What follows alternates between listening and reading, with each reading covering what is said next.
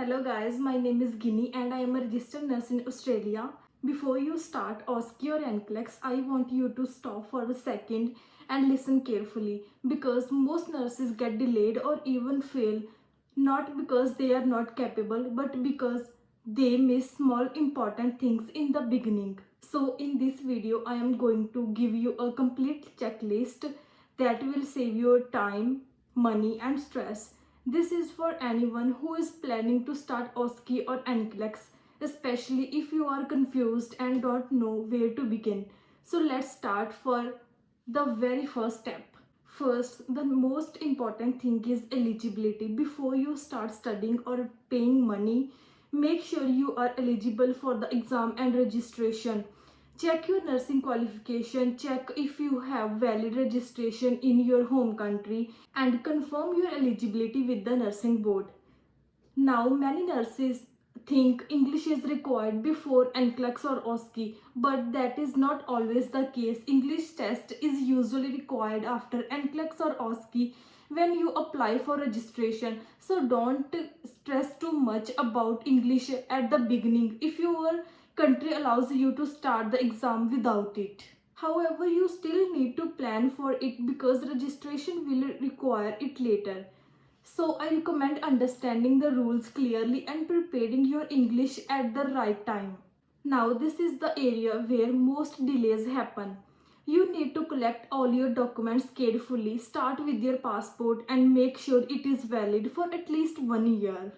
And your nursing degree, your certificates, your transcripts and your nursing registration, and make sure that the all documents are in the correct format and have the correct name. A common mistake is name mismatch or having an expired passport or missing signature on documents. So please check everything twice.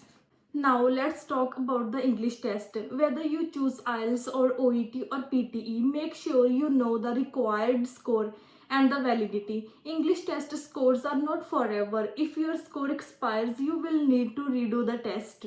So even though English is not required before the exam in many cases, you should still plan ahead because it will be required later for registration. Also, don't underestimate the speaking and writing sections. Many nurses focus only on reading and listening, but speaking and writing are very important. And you need to plan your money. This journey is not cheap and you need to be prepared. There are many costs like the English test fee, exam application fee, the OSCE or NCLEX exam cost, study materials, and if you are traveling for OSCE, you will have travel and accommodation expenses too. So make a simple budget and plan your money before starting. This will reduce stress and avoid sudden delays. Now let's talk about study preparation. Many people start watching random videos and then get confused. You need a proper study plan. Start with the correct syllabus and the reliable resources. Make a study timetable and follow it consistently. Practice questions every day and do mock exams regularly. This will improve your speed and confidence. Also, don't just memorize. Focus on clinical reasoning and understanding. OSCE and NCLEX are more about thinking like a nurse, not just remembering information. Another important part is mental preparation. This journey tests your patience more than your intelligence. You will face stress, delays, and sometimes rejection too. So be ready mentally and emotionally. Take care of your health, sleep well, and manage stress. Also, talk to your family and friends so they support you. Consistency is more important than motivation. Even if you feel tired, just do a little bit every day. Now I want to share some common mistakes that people make. 1. Starting without checking eligibility. 2. Relying only on agents and not doing your own research. 3. Not having a study plan. 4th is comparing yourself with others. And the last is panicking after one failure. Always remember, failure is not at the end. It's just feedback.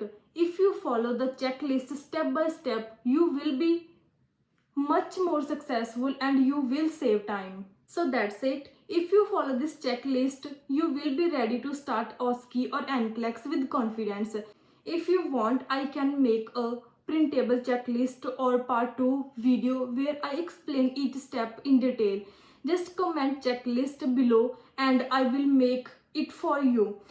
Don't forget to like and subscribe for more nursing guidance or NCLEX or OSCE tips. Thank you for watching and I will see you in the next video.